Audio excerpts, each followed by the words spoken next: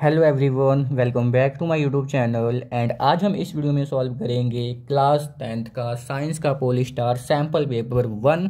And इसमें आज हम सॉल्व करेंगे 2 मार्क्स के क्वेश्चंस। एंड इससे पहले हमने सैम्पल पेपर 1 ही का सॉल्व किया था फर्स्ट वीडियो में, जो कि था सारे के सारे MCQs and true false and fill in the blanks. And इसके 7 क्वेश्चन भी हमने सॉल्व किया था। अभी तक आपने उसको देखा नहीं है तो डिस्क्रिप्शन बॉक्स में भी उसका लिंक मिलेगा एंड मिल जाएगा। एंड उसके अलावा आपको प्लेलिस्ट भी इसके सेपरेट से देखने को मिल जाएगी, आप दोनों जगह पे जाके कहीं से भी जाके देख सकते हो।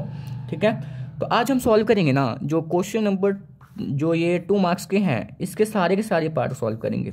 हालांकि इसमें क्या लिखा है, कोई 11 क्वेश्चन अटैम्प्ट करना है, पर हमें जो पोलिस्टार में जितने भी क्वेश्चन गिवन है ना, हमें सारे के सारे सॉल्व करना है, क्योंकि हमें नहीं पता कहाँ से क्वेश्चन उठ के आ जाए। तो मैं कह रहा हूँ, गारंटी दे रहा हूँ, अगर पोलिस्टार के सारे क्वेश्चन अगर एक बार सॉल्व कर लेते हो तो इससे बाहर आएगा नहीं। क्यों नहीं आएगा भाई, सारे क्वेश्चन इसमें गिवन है, कहीं छोड़ा ही नहीं है। हर एक चैप्टर के इंपॉर्टेंट क्वेश्चन जो प्रीवियस पेपर में आया हुआ है, इसने सारे के सारे पूछ लिए हैं। और न्यूमेरिकल्स और जो भी आपके थ्योरी क्वेश्चन है उसमें से ऑप्शन आता है। तो अगर फिजिक्स में क्या होगा, अगर आपको न्यूमेरिकल्स अच्छे से आते हैं तो आप न्यूमेरिकल्स अटैम्प्ट कर सकते हो। अगर थ्योरी क्वेश्चन अगर आपको अच्छे से आती है तो आप उसको अटैम्प्ट कर सकते हो, क्योंकि उन दोनों में से चॉइस आएगी, कन्फर्म है। ओके, तो आज हम सॉल्व करेंगे। चलिए सॉल्व करते हैं बहुत ही ईजी वे से। एंड अगर आपको वीडियो पसंद आएगी तो चैनल को like and subscribe and share कर देना एंड एक प्यारा सा कमेंट कर देना। तो चलिए सॉल्व करते हैं। जो क्वेश्चन नंबर जो 8 क्या है, what is difference between manners in which movement take place in a sensitive plant. ठीक है, हमें movement in sensitive plant and movement in our leg के बीच में क्या डिफरेंस है उसके बारे में एक्सप्लेन करना है। तो ये 2 मार्क्स के क्वेश्चन में आ सकता है। तो चलिए इसको देखते हैं नेक्स्ट पेज से। इसमें क्या है, पहले हम देखेंगे, ये देखो जो कि है, पहले ये मूवमेंट इन सेंसिटिव प्लांट में देखेंगे, then movement in our legs में देखेंगे। तो फर्स्ट पॉइंट क्या है, the movement in a sensitive plant is a response to stimulus touch which is an involuntary action. यानी कि मूवमेंट इन सेंसिटिव प्लांट्स क्या होते हैं, अगर आपने देखा होगा अपने आसपास एक छुई मुई नाम का प्लांट होता है, उसके लीव्स क्या होते हैं, इतनी सेंसिटिव होती है ना, अगर उसको आप जैसे टच करोगे उसकी जो सारी लीव्स लेट होती हैं सारी की सारी आपस में पास पास आ जाएंगी। तो उसमें क्या होता है, एक स्टिमुलस जनरेट होता है जो कि इनवॉलंटरी होता है, यानी कि प्लांट अपने आप से नहीं कर रहा है, वो खुद से हो जा रहा है। मान लो आपके घर में ना कोई एक ओल्ड पर्सन है और मान लो कोई मूवी देख रहा है, चाहे देशभक्ति मूवी हो गई, चाहे ऐसे कोई सीरियल देख रहा है, तो उसमें कोई ऐसा सीन हो जाता है ना, मान लो इमोशनल जैसा कोई सीन उसमें क्रिएट हो रहा है, तो क्या होते हैं उसके ऑटोमेटिक आंसू आने लगते हैं। वो भाई ऑटोमेटिक आने लगते हैं ना, क्योंकि कोई हमारे अंदर एक स्टिमुलस जनरेट हो रहा है, कोई फिजिकली एंड केमिकली चेंज हमारी बॉडी में हो रही है, तभी वो होता है। तो हम खुद से तो नहीं कर रहे हैं। वैसे प्लांट क्या कर रहा है, वो खुद से नहीं करता है, उसमें उसमें खुद ही वो प्रोसेस हो जाती है। और हमारा जो लेग का मूवमेंट क्या है, वो वॉलंटरी एक्शन है। जब तक अपने पैरों को हिलाओगे नहीं, जब तक वो हिलेगा नहीं। ठीक है, यानी कि आपको हिलाना पड़ेगा, अपने पैरों को मूव कराना पड़ेगा, तभी वो मूव होगा, वरना वो मूव नहीं होगा। वो जो कि हमारे कंट्रोल में होता है उसको हम कहते हैं वॉलंटरी एक्शन। अगर जो हमारे कंट्रोल में ना हो, इनको हम क्या कहते हैं, उनको हम कहते हैं इनवॉलंटरी एक्शन कहते हैं। सेकेंड पॉइंट क्या है, no special tissue is there for the transfer of information. इसमें क्या होता है, कोई भी स्पेशल टिश्यू नहीं होता है जो कि उसके इन्फॉर्मेशन को ट्रांसफर कर दे। पर जो ये मूवमेंट इन आवर लेग्स में क्या है, इट कंप्लीट सिस्टम CNS का फुल फॉर्म क्या होता है, सेंट्रल नर्वस सिस्टम, MCQ में आ सकता है, and peripheral nervous system is there for the information change. ये इसकी हेल्प से क्या होती है, इंफॉर्मेशन चेंज होती है।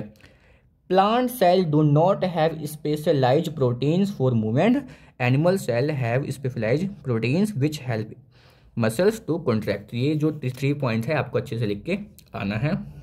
और जब तक आप साइंस को समझोगे नहीं ना, जब तक इसको आप रिलेट नहीं करोगे, जब तक आपको समझ नहीं आएगी, और आप क्या करोगे, रट्टा मारोगे, एक बार याद करोगे फिर भूल जाओगे, याद करोगे भूल जाओगे। अगर आपको कॉन्सेप्ट क्लियर है ना, तो अपने अकॉर्डिंग भी बना के लिख सकते हो। ये होता है साइंस का कमाल। ठीक है, इसमें कोई वो नहीं है कि आपने डिटो सेम छापना है, यानी कि एग्जामिनर को आपका एक्सप्लेनेशन समझ में आ रहा है, ये बच्चा कहना क्या चाहता है, फिर भी वो क्या कर देता है, सारा सही कर देता है। तो क्वेश्चन नंबर 2 क्या है, ठीक है, देखो लिस्ट में से भी मैं सारे के सारे ये सॉल्व करूंगा लाइन वाइज, आप क्वेश्चन को मैच करते जाना, यही सब सारे क्वेश्चन होंगे। ओके, ये पोलिस्टार भी न्यू है, आप देख सकते हो, वरना फिर बाद में हो जाएगा ना 24, 25। ओके, चलिए करते हैं।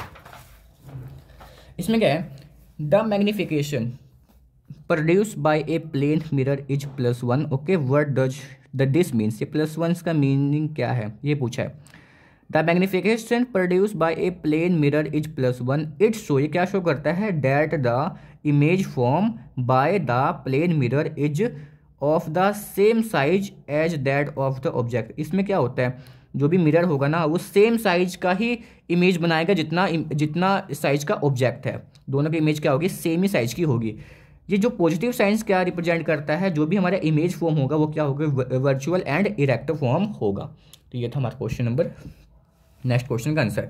इसके बाद क्या है, define displacement reaction. Displacement reactions होती क्या है एंड इसके हमें एक एग्जांपल देनी है।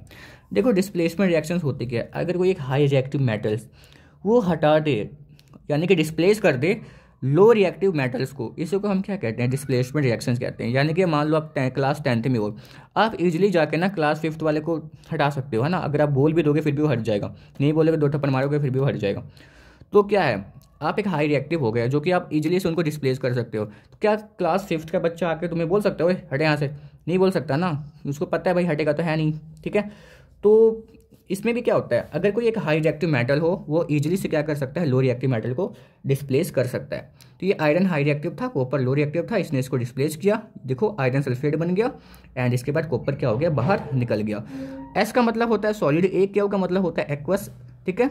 देन देखो पहले कॉपर सल्फेट ब्लू कलर का था, अब किसमें हो जाएगा, ग्रीन में हो जाएगा। डेफिनेशन क्या है, in a displacement reactions a more reactive element replace a less reactive element form a compound बन जाएगा। तो ध्यान देना इसमें जितने भी अगर कॉम्बिनेशन रिएक्शन होगा, डिस्प्लेसमेंट, डबल डिस्प्लेसमेंट, इन सभी की डेफिनेशन अच्छे से एंड प्लस ये एग्जांपल आपको अच्छे से करके आना है, ठीक है। डिफाइन न्यूट्रिशंस क्या होता है, what are different method of nutritions, यानी कि इसमें क्या बताना है हमें, न्यूट्रिशन की डेफिनेशन बतानी है। The process of intake of food, it's digestion, ठीक है, फूड खाते हैं फिर क्या होता है, डाइजेशन होता है, फिर एब्जॉर्प्शन होता है एंड डिस्ट्रीब्यूशन होता है of different part of our body में, इसी को हम क्या कहते हैं, न्यूट्रिशन कहते हैं। जो इसके टाइप होती है वो कितने टाइप की होती हैं, एक तो होता है ऑटोट्रोपिक, एक होता है हेटरोट्रोपिक। इसके फर्दर टाइप आ जाएंगे फोटोसिंथेसिस, एक होता है कीमोसिंथेसिस जो केमिकल्स से सिंथेसिस होता है, देन होलो जो एक सेप्रोट्रोपिक एंड पैरासिटिक। इसको आपको एक्सप्लेन करने की जरूरत नहीं है, 2 मार्क्स में आया इसके टाइप्स खाली लिख सकते हो। अगर 5 मार्क्स में आ गया फिर आपको 1 by 1 करके इसको एक्सप्लेन करना होगा, पर ये 2 मार्क्स लिए था तो इतना ही सफिशियंट होगा, ओके। एंड इसके बाद क्वेश्चन क्या है, why does the sky appear, why does the sky appear dark instead to blue to an astronauts. यानी कि क्या होता है, अगर स्पेस में जाओगे ना वहाँ पे आपको जो स्काई होगा, जो भी आसमान होगा वो काला काला दिखेगा, पर जब हम अर्थ पे हैं यहाँ से देखते हैं हमें ब्लू दिखता है। ऐसा क्यों होता है, यानी कि लाइट तो स्पेस में भी है और लाइट तो भाई धरती पे भी आ रहा है, यानी कि जो सन की जो रेस है वो तो भाई स्पेस के ऊपर भी है ना, वहीं से तो भाई अर्थ पे आ रहा है। तो ऐसा क्यों होता है कि वो एरिया हमें ब्लैक दिखाई देता है स्पेस वाला, एंड जो भी हमारे जब हम अर्थ से देखते हैं, अर्थ के पे खड़े होकर देखते हैं तो हमें ब्लू दिखता है। इसके जो पीछे का ना रीजन क्या है, इन सभी के पीछे का रीजन है एटमॉस्फेयर। जो हमारे स्पेस में कोई भी एटमॉस्फेयर नहीं है, जब लाइट आएगी तो वो स्कैटर नहीं होगा, वो ना ही टकराएगा ना ही वो फैलेगा।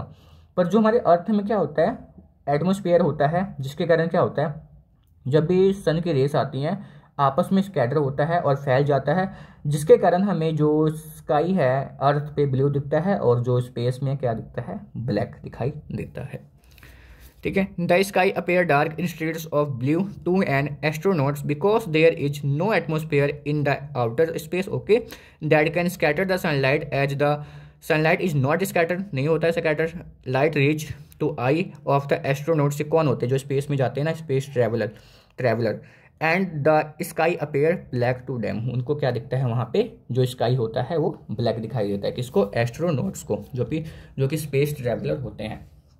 ये था हमारा क्वेश्चन नंबर। देन इसके बाद वाला क्वेश्चन चलिए सॉल्व करते हैं। Write the law of reflections, okay. The law of reflection are as follow, the angle of incidence is equal to the angle of reflection when a beam of light strikes the reflecting surface, the reflected rays, incidence rays and normal lie on the same plane. यानी कि इसमें क्या होता है, incident लाई, जो incident race होगा ये कोई रिफ्लेक्टिंग सरफेस पे क्या करेगा, रिफ्लेक्टेड रेस बनाएगा जब दोनों का जो लेंथ होगा क्या होगा, सेम ही होगा। देखो एंगल आई इक्वल होगा एंगल आर के। आई का मतलब होता है इंसिडेंट, आर का मतलब होता है रिफ्लेक्टिव, ये नॉर्मल होता है। ये जो भी अभी जो आपको डेफिनेशन देने के बाद ये डायग्राम बनाना है, देन एक्सप्लेन करना है। ये जो सरफेस है रिफ्लेक्टिंग सरफेस है, जो लाइन स्ट्राइक हुई है ये इंसिडेंट पॉइंट है, ये रिफ्लेक्टेड है, ये इंसिडेंट रेस है। ओके, तो ये था हमारा question number what is the law of reflection of light. Then question number अगला क्या है देखते हैं, ठीक है। इसके बाद क्या है, when does an electric circuit short occur. अगर हमारा कोई भी इलेक्ट्रिक सर्किट शॉर्ट कब होता है, अगर मान लो आपने कोई एक वायर लियो है ना, जो कि जिसमें पहले से फॉल्ट हो, पहले से कहीं कटा हो, उसको अब लाइव वायर के साथ अटैच कर दो, फिर क्या होता है वो जो भी सर्किट होगा वो शॉर्ट हो जाएगा। If the insulations of the wire used in the circuit. Insulation क्या होता है, जो भी वायर के ऊपर जो भी इंसुलेशन यानी कि जो भी प्लास्टिक की जो लेयर लगी रहती है उसी को कहते हैं। If the insulations of the wire used in the circuit is damage होगा, और the appliance used in faulty होगा। The live wire and the neutral wire, जब भी live wire and neutral wire आपस में कॉन्टैक्ट में आएंगे, डायरेक्ट कॉन्टैक्ट में आएंगे, एज अ रिजल्ट क्या होगा, the current is in the circuit rise abruptly दस केजिंग ए शॉर्ट सर्किट। फिर क्या हो जाएगा, शॉर्ट सर्किट हो जाएगा। ओके, देन लास्ट क्वेश्चन है हमारा, सेक्स क्रोमोजोम क्या होता है समझते हैं। Sex chromosome are the chromosome that are responsible for sex determination. Sex chromosome वो क्रोमोजोम होता है जो कि ये रिस्पॉन्सिबल करते हैं सेक्स डिटर्मिनेशन, यानी कि वो जो बेबी है वो मेल बेबी है या फिर फीमेल बेबी है, तो इसी से हमें पता चलता है। This chromosome are the 23 pairs of chromosome in human beings, यानी कि इसके जो पेयर्स होते हैं वो क्या होते हैं, 23 पेयर्स के होते हैं। This are called X chromosome and Y chromosome. इसी को हम क्या कहते हैं, एक्स क्रोमोजोम कहते हैं एंड वाई क्रोमोजोम कहते हैं। Both are the same as the other, both are not same as the other chromosome. ये दूसरे क्रोमोजोम से बिल्कुल अलग दिखाई देते हैं। इफ़ एक्स एक्स प्रेजेंट, अगर एक्स एक्स प्रेजेंट होगा यानी कि वो फीमेल ऑफस्प्रिंग होगा, अगर एक्स वाई प्रेजेंट होगा ये क्या होगा, मेल ऑफस्प्रिंग होगा। यानी कि अगर मैं एक जनरली सी बात करूँ ना, क्योंकि फीमेल्स में अगर हमेशा एक्स एक्स क्रोमोजोम ही पाया जाता है और मेल में एक्स के साथ वाई क्रोमोजोम भी पाया जाता है। यानी कि अगर बेबी मेल होए या फिर बेबी फीमेल होए, ये सारी रिस्पॉन्सिबिलिटी किसके ऊपर होती है, वो मेल के ऊपर रहती है, क्योंकि उन्हीं के पास तो एक्स भी क्रोमोजोम है वाई भी क्रोमोजोम है। अगर मान लो कोई भी फीमेल है उसके पास तो भाई एक्स एक्स क्रोमोजोम होता है और मेल के पास एक्स वाई दोनों होता है। अगर मान लो इसके पास से एक्स क्रोमोजोम आ रहा है और मेल के पास से भी गलती से एक्स क्रोमोजोम आ रहा है, तो बेबी क्या हो गई, फीमेल हो गई ना, ये फीमेल हो गई, क्योंकि एक्स एक्स तो फीमेल होता है। अगर फीमेल के पास से अगर एक्स क्रोमोजोम आ रहा है और मेल के पास से वाई क्रोमोजोम आ रहा है तो एक्स वाई हो गया, तो अब बेबी कैसा होगा, ये मेल होगा। तो सारा क्राइटेरिया किस पे जाता है, मेल के ऊपर डिपेंड है कि जो बेबी है वो फीमेल होगी या फिर मेल होगी। ठीक है, ये तो मेल हो जाएगा फिर। ओके, तो ये था हमारा जो क्वेश्चन नंबर, जो भी 2 मार्क्स क्वेश्चन थे हमने फुली सॉल्व कर लिया। एंड इसके बाद जो नेक्स्ट वीडियो में आएगा ना, ये क्वेश्चन नंबर जो भी 3 मार्क्स के आएंगे सारे का सारा डिटेल में सॉल्व किया जाएगा। तो इस जब तक आप यहाँ पे अच्छे से रिवाइज करो एंड आपको वीडियो पसंद आई हो तो चैनल को लाइक सब्सक्राइब एंड अपने फ्रेंड के साथ शेयर करो, ताकि वो भी जो भी इस क्वेश्चन जो रिटन फॉर्म में उसके बेनिफिट उठा सके और जो अपना टाइम भी सेव कर सके। सो मिलते हैं इसके नेक्स्ट वीडियो के साथ। So thank you for watching this video, thank you.